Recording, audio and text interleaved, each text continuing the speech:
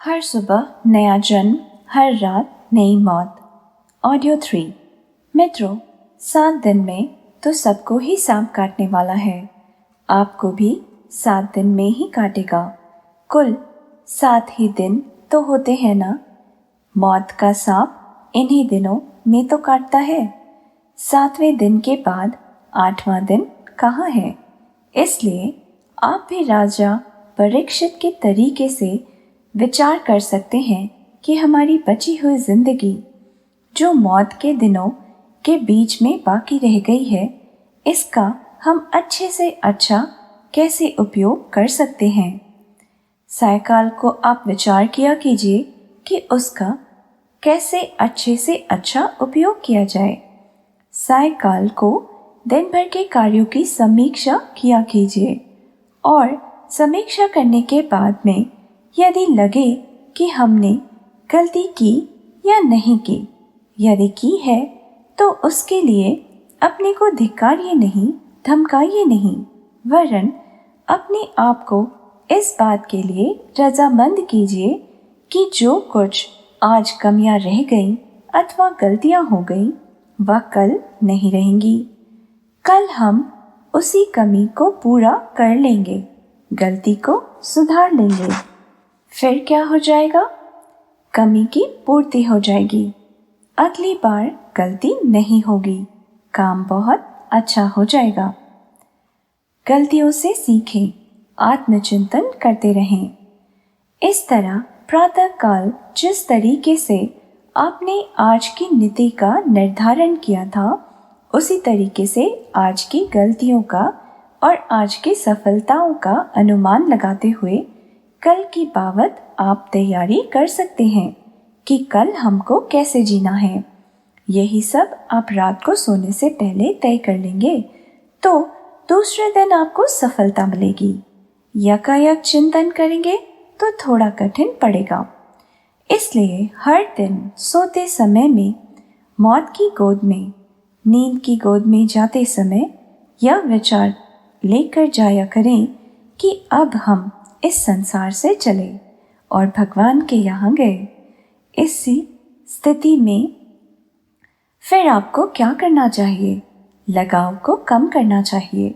लोगों से, वस्तुओं से आपका लगाव जितना ज़्यादा होगा, आप उतना ही ज़्यादा कष्ट पाएंगे। आप लगाव को कम कीजिए। लगाव ही ज़्यादा कष्टकारक है। जिम्मेदारियों को निभाना ज़्यादा कष्टकारक नहीं है। जिम्मेदारियां तो आपको निभानी ही चाहिए। आप अपनी जिम्मेदारी माता के प्रति निभाइए, पत्नी के प्रति निभाइए, बच्चों के प्रति निभाइए, मोहल्ले के प्रति निभाइए और समाज के प्रति निभाइए। लेकिन लगाव आपको बहुत हैरान कर देगा। हमारा ही बच्चा है, यह आप क्यों कहते हैं? यह क्यों नहीं सोचते और कहते कि भगवान का बच्चा है? यह हमारी बीवी है, यह क्यों कहते हैं? यह क्यों नहीं कहते कि यह भगवान की बेटी है? यह कह देंगे तो क्या हो जाएगा?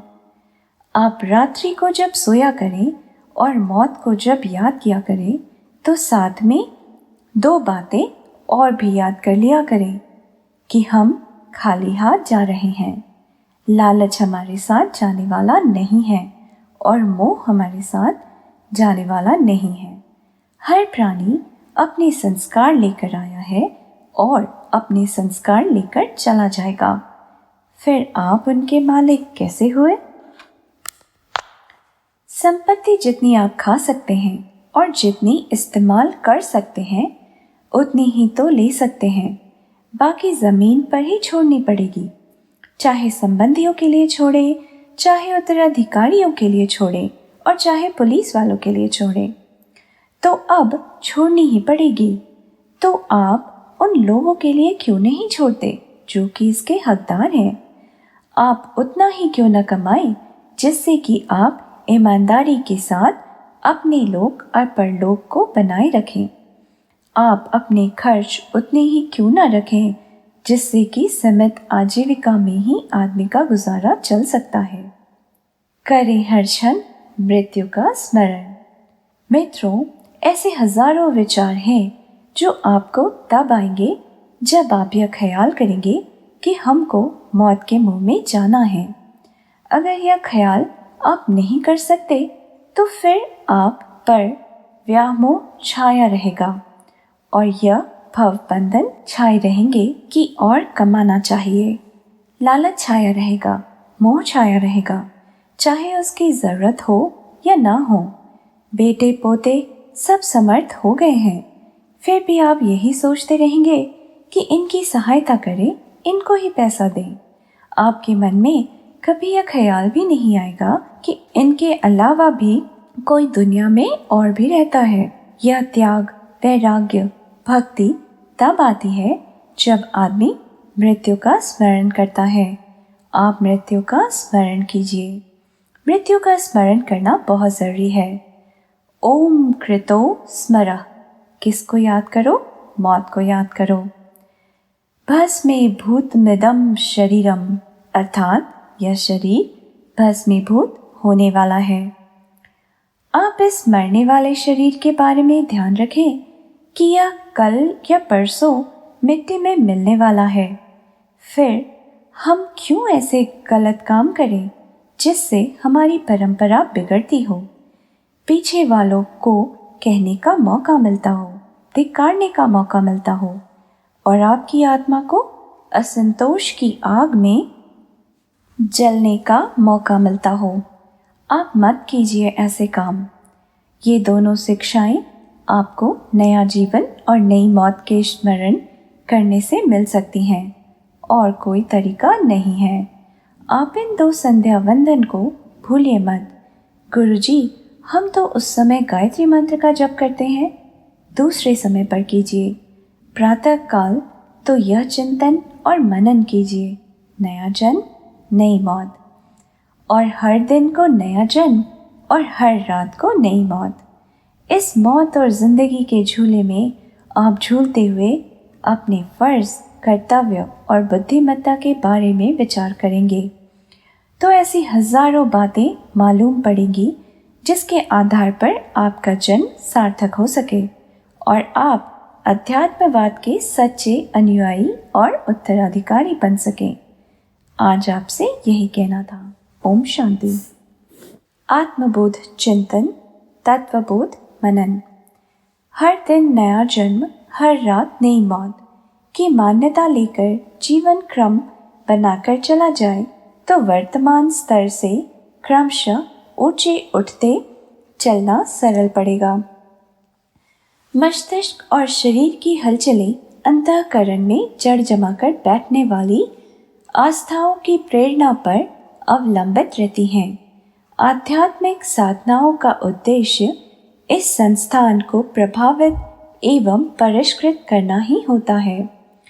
इस उद्देश्य की पूर्ति में वही साधना बहुत ही उपयोगी सिद्ध होती है जिसमें उठते ही नए जन्म की और सोते ही नई मृत्यु की मान्यता को जीवंत बनाया जाता है।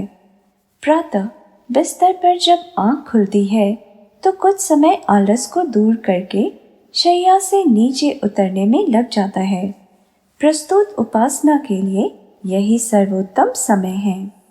मुख से कुछ भी कहने की आवश्यकता नहीं, पर यह मान्यता चित्र मस्तिष्क में अधिकाधिक स्पष्टता के साथ जमाना चाहिए कि आज का एक दिन पूरे जीवन की तरह है। इसका श्रेष्ठतम सदुपयोग किया जाना चाहिए। समय का एक भी क्षण न तो व्यर्थ गंवाया जाना चाहिए और न अनर्थ कार्यों में लगाना चाहिए। सोचा जाना चाहिए कि ईश्वर ने अन्य किसी जीवधारी को वे सुविधाएं नहीं दी जो मनुष्य को प्राप्त हैं। यह पक्षपात या उपहार नहीं, वरन विशुद्ध अमानत है जिससे उत्कृष्ट आदर्शवादी रीति नीति अपनाकर पूर्णता प्राप्त करने, स्वर्ग और मुक्ति का आनंद इसी जन्म में लेने के लिए दिया गया है। यह प्रयोजन तभी पूरा होता है जब ईश्वर की इस सृष्टि को अधिक सुंदर, समुन्नत एवं सुसंस्कृत बनाने के लिए उपलब्ध जीवन संपदा का उपयोग किया जाए। उपयोग के लिए यह दुर्लभ अवसर मिला है।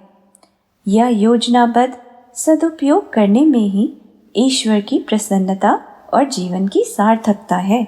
मंत्र जाप की तरह इन शब्दों को दोहराने की जरूरत नहीं है, वरन अत्यंत गंभीरता पूर्वक इस तथ्य को हृदयंगम किया जाना चाहिए। कल्पना चित्र सिनेमा फिल्म की तरह स्पष्ट उभरने चाहिए और उनके साथ इतनी गहरी आस्था का पुट देना चाहिए कि यह चिंतन वस्तु स्थिति बनकर मस्तिष्क को पूरी तरह आच्छादित कर ले। शौच जाने की आवश्यकता अनुभव हो तो विलंब नहीं करना चाहिए और शैया त्याग कर नित्य कर्म में लग जाना चाहिए। थोड़ी गुंजाइश हो तो उठने से लेकर सोने के समय तक की दिनचर्या इसी समय बना लेनी चाहिए। यूं नित्य कर्म करते हुए भी दिन भर का समय विभाजन कर लेना कुछ कठिन नहीं है। फुर्ती और चुस्ती से काम निपटाए जाएं तो कम समय में अधिक काम हो सकता है। सुस्ती और उदासी से ही समय का भारी अपव्यय होता है। योजनाबद्ध दिनचर्या बनाई जाए और उसकी मुस्तैदी से पालन किया जाए तो ढेरों समय बच सकता है।